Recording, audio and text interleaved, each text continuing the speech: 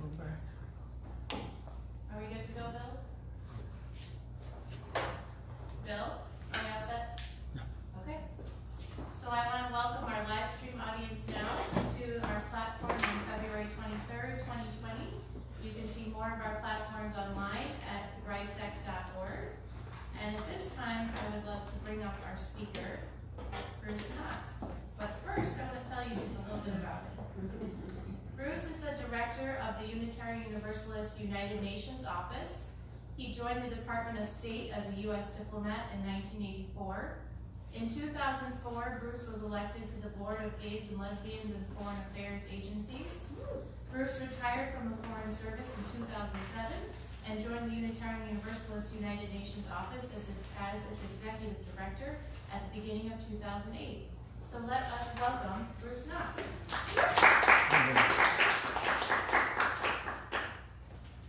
Thank you. It's great to be here.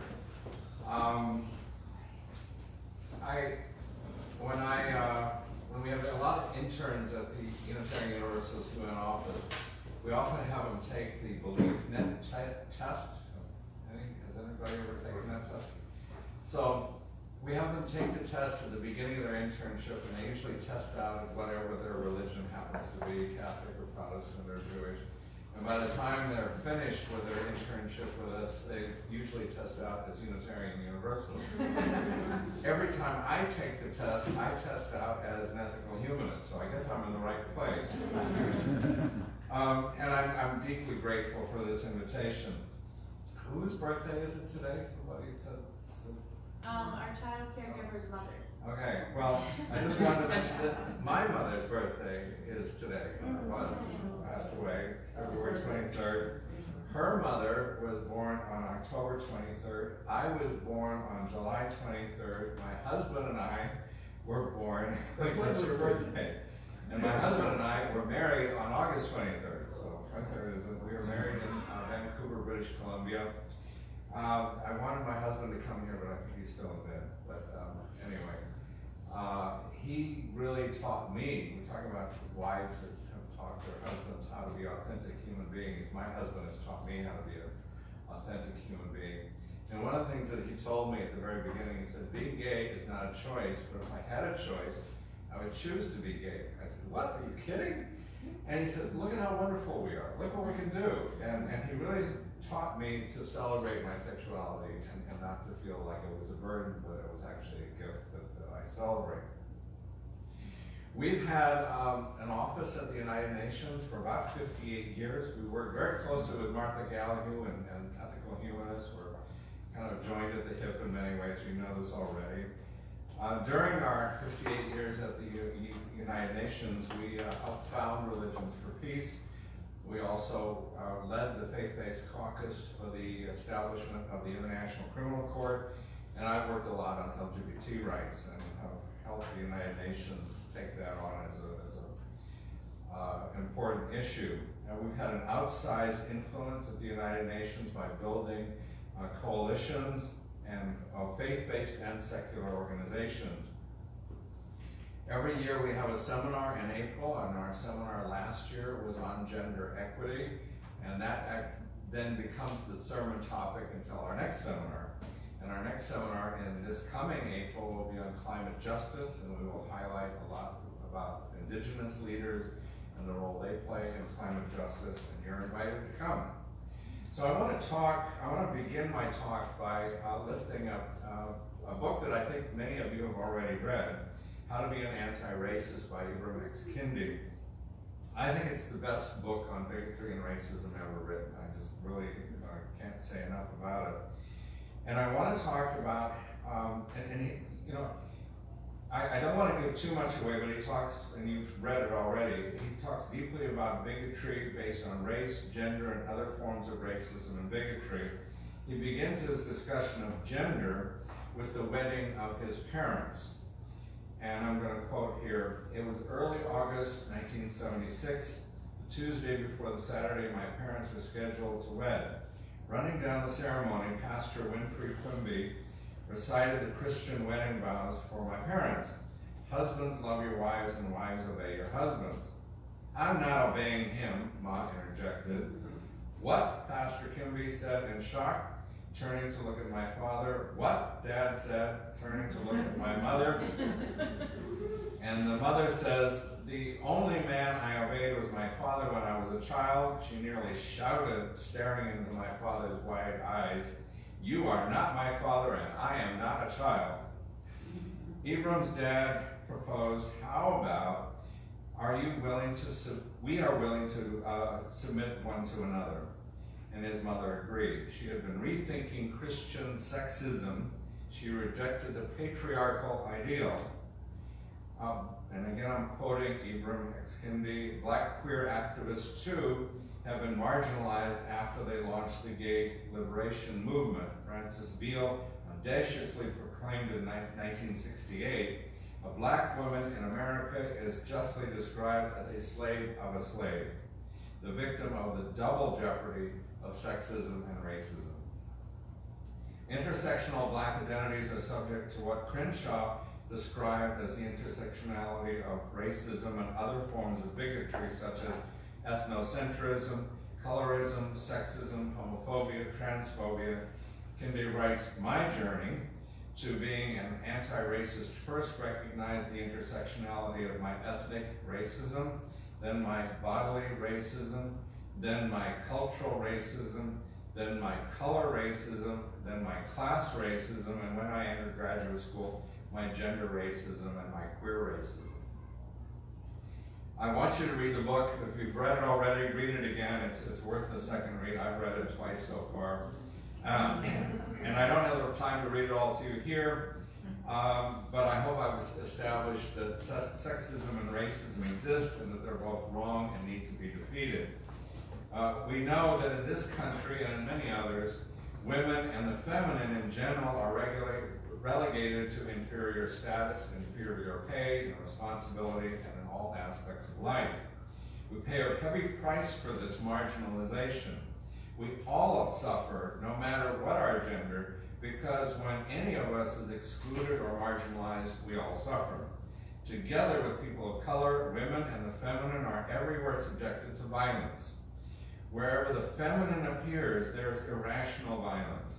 Violence against women is increasing in the United States and around the world. The FBI has reported a nearly 20% increase in rape in the United States. I want to spend most of the rest of my time talking about 6 women who have had an impact on my life, and I want to start with Mother Teresa. I was posted at the American Consulate General in Calcutta. My mother sent me $20 to give to Mother Teresa. I thought, that's not enough, and so I put a whole other $20 into the envelope, and I wrote a really nice letter, and I sent it off with the driver to the Mother House. And that evening, when I got home from work, my phone was ringing, so I'm fiddling with the door, trying to unlock it and get in and grab the phone before whoever it is hangs up. And I got the phone, and it was Mother Teresa. It wasn't somebody making a call on her behalf, it was Mother Teresa herself. And she said, "That was a really nice letter you wrote. Can I meet you?" she says. And I said, "Well, yes, of course." And she says, "Can you come here and be at the Mother House at 10 o'clock tomorrow?" So I said, "Yes, I'll be there." So I went there, and she had an agenda. She almost always had an agenda, I came to find out. And she said, people like your mother give, money for me to help the poorest of the poor, and I'm sending my nuns to take care of dying AIDS patients in the United States that your government, your government is not taking care of. She's kind of sticking it to me there. And she says, I don't expect to have to pay $100 for a visa for one of my nuns to go to America to take care of dying AIDS patients in America that your government's not taking care of. And I said, all right, I'll do the best I can. I can't guarantee this, but I'll see what I can do. Is there anything I can do for you personally? And I expected her to say, write a check for more money. And she said, volunteer at my home for the dying at Kalighat. That's like the last thing I wanted to do. But because Mother Teresa asked me to do it, that's how she got her start in Calcutta. She saw people dying in the streets, in the gutters of Calcutta, and she just thought that was horrible. And so she started taking these people into her ashram, into her facility at Kalighat. And some of them, you know, getting cared for died, but they died in a place where they were cared for and loved. Some of them, because they were being cared for, they actually didn't die. They revived and went on. And so I did some volunteer work, and it was very rewarding. I went back to the consulate and I talked to Catherine Burke, who was the visa officer, and I said, okay, we need to start giving free visas to Mother Teresa's nuns. And because they're taking care of dying AIDS patients in America that American government is not taking care of. And she said, let Elizabeth Taylor take care of the dying AIDS patients. And I said, okay, fine. So a couple of weeks go by, and my secretary comes into my office, and I was always busy, as I always am busy, and she said, Bruce, you have a visitor downstairs. And I said, who the hell is it now? And she said, it's Mother Teresa. And I go, oh my God. And so I brought her up to my office, and she was sitting on my couch. I had a nice office with a couch. And I don't now, but anyway. And so I sat her down, and then I called Catherine Burke, and I said, Catherine, you know what you were talking about, Elizabeth Taylor and all that? I said, I have Mother Teresa in my office. Why don't you come tell her yourself? So Mother Catherine Burke came up to sit on the couch, and within a couple of minutes, Mother Teresa had Catherine Burke around her little finger, and so both of us went to the Consul General, Ron Lorden, and he allowed us to give free visas to Mother Teresa's nuns so they could come to the United States and do their work, until the next Consul General came along and said, this is a really wonderful thing you're doing, but it's against the law, we can't do it, so we had to stop it. So nuns got free visas. The next person I want to talk about was also a Catholic nun, Sister Joan Kirby. She ran the Temple for Understanding at the United Nations, just a wonderful person. I came at the UN in 2008 and very much was energized to do something about LGBT rights. And she gave me the nun look. You know the nun look? Like, who are you and why are you causing problems in the UN? And I was afraid of her because she gave me the nun look. But after a while, something clicked. I don't know what happened. All of a sudden, she was on my side. And we were preparing for the Civil Society Conference in Paris, which was 2008, to commemorate the 60th anniversary of the signing of the Universal Declaration of Human Rights. And they were talking about the human rights of everybody. The Dalits in India, the Roma in Europe, I mean, everybody everywhere except one group. There was not one word about LGBT rights. And I kept raising my hand, and I said, what about LGBT rights? And they said, okay, we'll take that under advisement. And I just, over and over again, week after week, I raised my hand. And so finally, I was given the first ever workshop on LGBT rights. And when we were in Paris, Sister Joan Kirby came up to me, and she said, Bruce, I want you to talk at a roundtable session, which was a much bigger session, much bigger audience. And I was able to talk about LGBT rights at that. And because we were in Paris, we had a lot of people from the Vatican. And there was this Monsignor, and he grabbed me and he took me into a corner. It kind of scared me. And he said, I just want to tell you I'm gay and I support everything you're doing. I said, oh, okay, that was a surprise. And then when I was at Charles Airport, ready to come back, there were a bunch of Catholic nuns from Boston, kind of loud.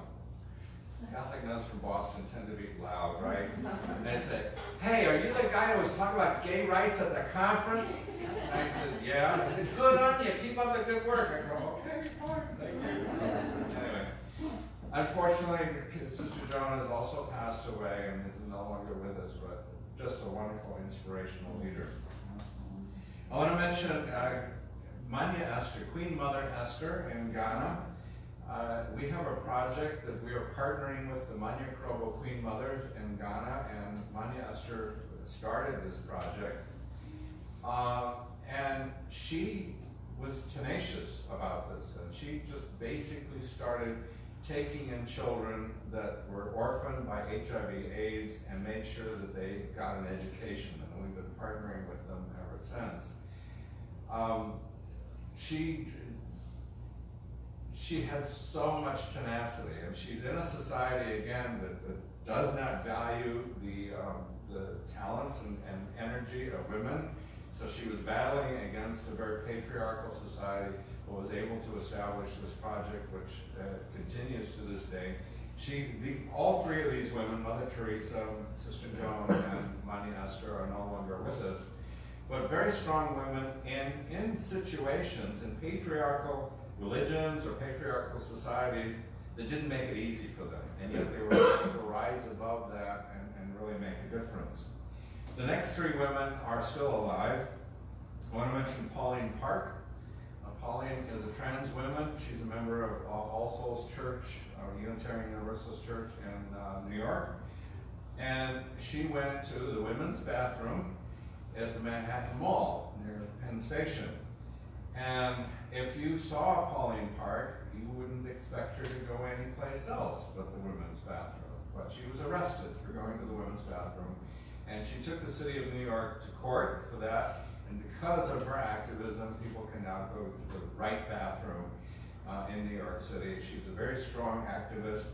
One of the things that she's very active, does a lot of activism around is Palestinian rights, which isn't always very popular within the Unitarian Universalist polity. But she's tenacious, very smart. She's a great speaker. You can get her to come here to speak sometime. A great person. Leslie Udwin is another woman, a real force of nature. She has started something called Think Equal. And let me tell you the backstory behind this. A few years ago, there was a medical student in India she came from a very poor family. She had worked her way through medical school. She had just gotten her medical doctorate degree. She told her boyfriend, I want to celebrate. I've just become a doctor of medicine, and let's go to a movie. So they go to a movie, and after the movie, it's dark, and they come out, and there's a little minibus, and they ask the minibus, are you going to our part of town? And the minibus people said yes, and they went on board, and they beat the boy up, and they raped the girl to death. And they raped her to death not quickly. It took days for her to die. She was in hospital. They tried to take care of her, and they failed to preserve her life. And so Leslie, and unusual, because in most rape cases, they're not reported, people are not caught, they're not convicted, but in this particular case, all three of those things happened. Obviously, it was reported, the rapists were caught, and they were convicted to death, and then sentenced to death. They were convicted and sentenced to death. And so Leslie Udwin interviewed the rapists and their lawyers, and it's called India's Daughter. You can look at it, it's online, you can see the film called India's Daughter. And what's amazing is that the rapists and their lawyers had no remorse, none whatsoever. They said she was a bad girl, she was out after dark without her parents, so she deserved what she got. And there was no remorse. And so Leslie had this idea that they were programmed that way. They're not even, they're programmed. They've been programmed to think that way. And she said, if people can be programmed that way, they can be programmed to think equal. So she started a curriculum that's now going global, which teaches children from the age of 3, because people actually start learning bigotry from age 3 onwards, or even before age 3. But there's that neuroplasticity. You start absorbing the bigotry of your parents, people around you, at a very early age. And I actually went to Hanoi, Vietnam, with my husband, and Leslie came with her husband. We spoke at the American Embassy. They had gathered people there from the Ministry of Education and from local universities. They saw the film. We talked about the curriculum, Think Equal, and everybody said, we have this problem here and we need this curriculum. So if you want to see more about Think Equal, just Google Think Equal, and you'll see a really great website and learn more about the curriculum. The last person on my list is Master Chen Yen.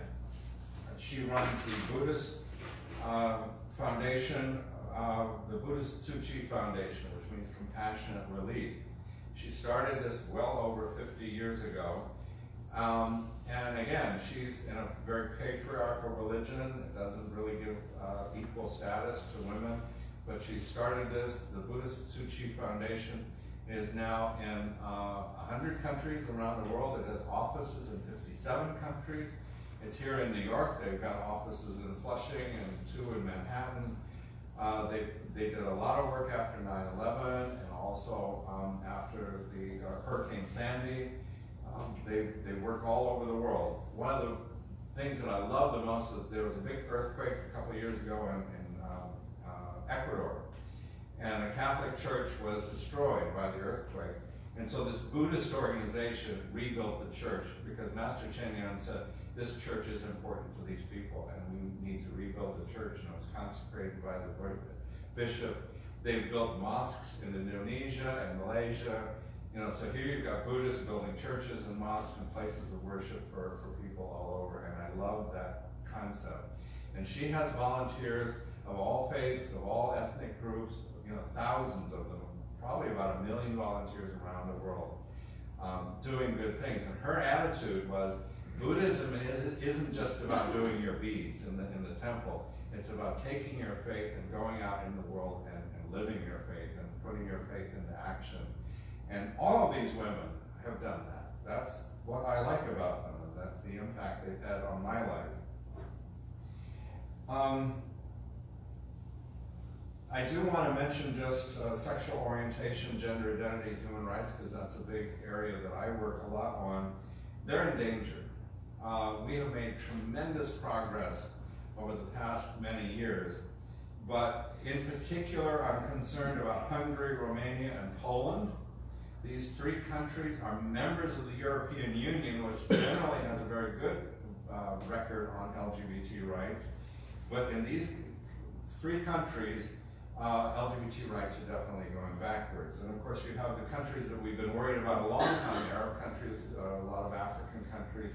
But to have European countries going backwards on LGBT rights is quite alarming. Russia, I see, is a real enemy of human rights on many different levels. The LGBT rights, I think, are the worst in Chechnya, which is one of the republics in the Russian Federation. The United Nations, with a lot of push from us, we finally got the United Nations to appoint an independent expert to work on LGBT rights. And his term was coming up for renewal. And usually these terms are just renewed by consensus. There's not much debate.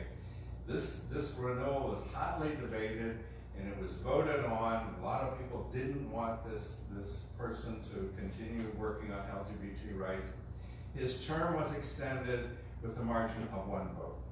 So it's barely squeaked through, and we don't know if it's going to stay that way. We are seeing the rise around the world of authoritarian ethno-nationalistic governments, from Brazil to India, from the Philippines to Turkey, and in many more parts of the world than I have time to discuss. The United States, which has been an important defender of human rights internationally, is completely missing in action. Just not there. The American government seems to be only interested in money and winning the next election at all costs. So that's pretty much what I have to say. I do have some flyers outside about our upcoming seminar on climate justice and other work that we do, and if you have any questions, I'm open.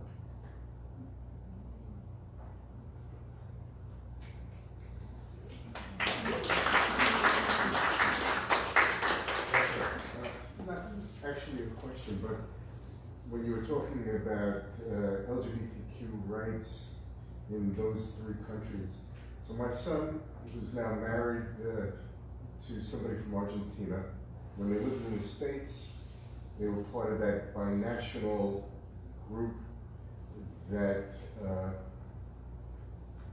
had to worry about the Defense of Marriage Act. And when Maxie lost his job, he lost his visa, and many couples would break up, and they ended up moving to Hungary, to Budapest. This is going back when the prime minister was a kind of liberal guy before Orban came in. But I do remember my son and I, my daughter who was non-binary, moved there after meeting a woman, and so that both of our kids ended up living there. I went to Istanbul with my son, and my wife, Sarah, and our son-in-law, Maxie, marched in the gay rights parade in Budapest. And when we got back, we were like horrified, Jesse and I, that skinheads were there, police were there, but somehow the skinheads were allowed to stand in front of the police, throwing Molotov cocktails, shards of glass at the people marching. So we have a very strong feeling about what is happening in Eastern Europe, because we have members of the LGBTQ community that we are friends with, living in both Hungary and in Poland. So it is very, very scary. It is very scary. I do a lot of work with LGBT asylum seekers, and I had a Russian asylum seeker in my office. It was pretty awkward because he didn't speak English, and so we were kind of using Google Translator on our phone trying to communicate. But he talked about being beaten up in Russia because he was gay, and then he would report that to the police, and the police would beat him up some more. You know, there's no redress, no police action, and as you outline in your remarks, that in places like Hungary and other places where the police is supposed to protect you, they're not. They're actually part of the instigators. So I'm trying to think of the group that my wife and I give monthly to. I think it's called ACT. Is that the Yeah, well, yeah. I mean, there's a lot of really good groups. Outright Action International is a group. Outright International is probably the best international LGBT group. Jessica Stern is the executive director there. Whenever I talk to her and whenever I mention religion, she says, we don't do religion, you know. And so that's kind of been my area at the United Nations. And what we've done in the past we get Muslim imams, rabbis, Catholic priests, basically people that will come forward and say, you know, my faith really doesn't call on me to beat people up or kill people or to marginalize people because they're gay, lesbian, bisexual, transgender, binary, non-binary, or whatever. And one Muslim imam friend of mine, he came to one of these sessions that I did, and he said, "You stacked the deck." I said, "Damn right I stacked the deck." You know, I purposely chose people that were going to say that their interpretation of their faith really doesn't cause them to be hateful. I'm looking now for maybe the impossible dream, and I don't think I'm going to find it, but I'm still looking. I have not been able to find a Russian Orthodox priest who would say that. And basically what I'm looking for, first of all, are religious leaders who will do no harm. I want religious leaders. I'm not asking religious leaders to buy off on same-sex marriage or the ordination of LGBT clergy, because for a lot of people that's a bridge too far for them. But if I can just get them to do no harm and say, you know, my religion doesn't call on us to harm other people. But I have not found a Russian Orthodox priest that I can get to say that. And I talked to a gay guy from Georgia, and I don't mean Atlanta, Georgia, I mean Tbilisi, Georgia, in the Caucasus. And I said, do you think there's a Russian Orthodox priest that would at least talk about doing no harm? He said, no. Now there's a Baptist bishop in Tbilisi. He is one of the most wonderful people I've ever met in my life. And he started by actually helping refugees from Chechnya. And he said, you know, these Muslim refugees from Chechnya, the Chechens and the Georgians have been fighting each other for centuries. And here he was helping these refugees, and he said, I don't think it's ethical to try to convert vulnerable people. So he did not try to convert these refugees to Christianity. He just gave them help. The next group that he started helping was the LGBT population. And a lot of people in Georgia hated him because he was defending the LGBT population in Georgia, which is a very homophobic place, very trans LGBT phobic place. And he said they're like these Chechen refugees, they're people just like us, and you know, we should help them, care for them like we care for anybody else. And now he's working with the Yazidis, which is a small sect that is just being decimated in Iraq.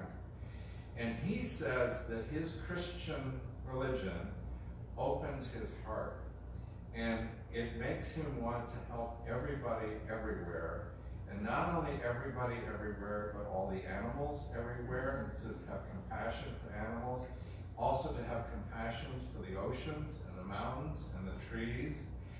And I said, I wish everybody had that kind of opening of their heart to embrace and love everybody and everything everywhere. That's what religion should be about, and too often it's the opposite. Anything else?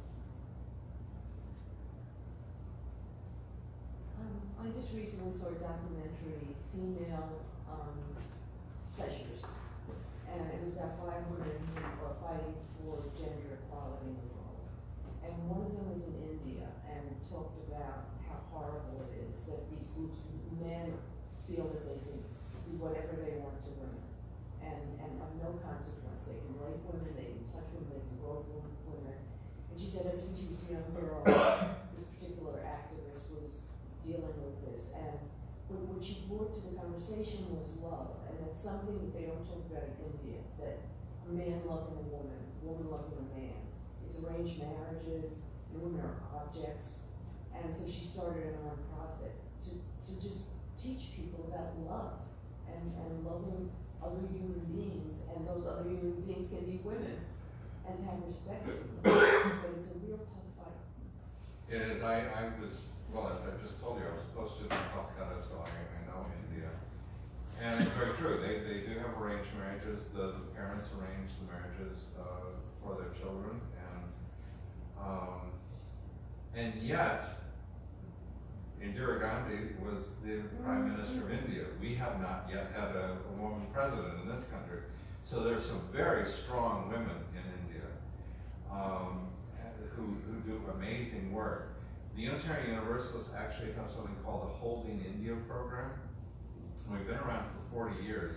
And the weird name Holding is actually the guy that left his money to the Unitarian Universalist Association with this express indication that the money be spent in India. So for 40 years, we've been helping primarily Dalit women, Dalit meaning untouchable, the lowest caste in India, and helping, and it's not a charitable kind of giving, it's not charitable assistance, it's helping them organize and lobby and advocate for themselves.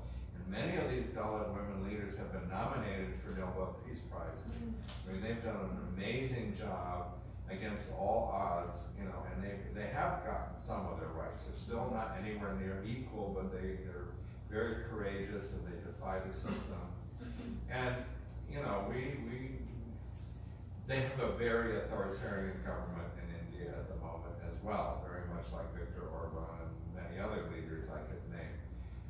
So it's hard going, and of course, not only is it an authoritarian government, but it's a Hindu nationalist government. So you've got not only a political oppression, but you have the religious oppression of traditional Hinduism.